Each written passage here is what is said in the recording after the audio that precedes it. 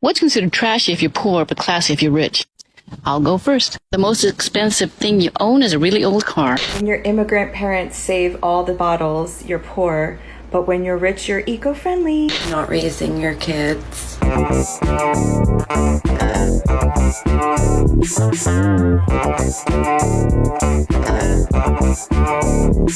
Van life culture. Because if you are a rich person who has given up your life, renovated a van, and now you're living this sort of nomadic, idyllic lifestyle, that's privilege. But if I'm poor and I'm living in my vehicle out of necessity, society looks down on me. When you shop at a second-hand shop, you're poor.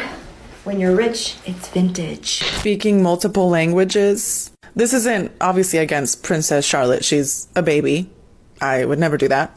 I just find it interesting how when it was revealed that she speaks English and Spanish thanks to her Spanish-speaking nanny, everybody was talking about just how impressive this was, how smart she was. But when little first-gen kids do it, it's not as impressive.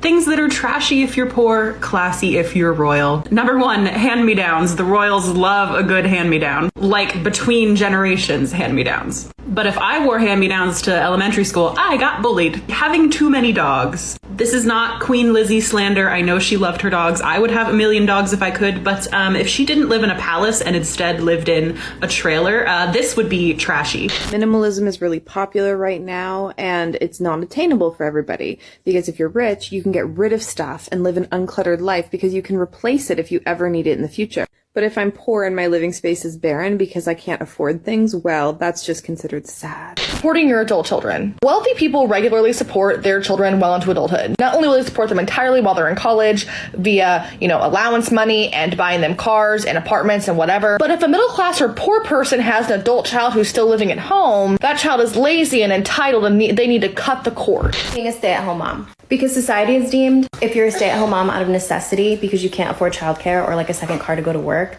then you're trashy. But if you're a Lululemon wearing, Range Rover driving, Starbucks every day kind of stay-at-home mom, you're classy. Debt. Let me explain.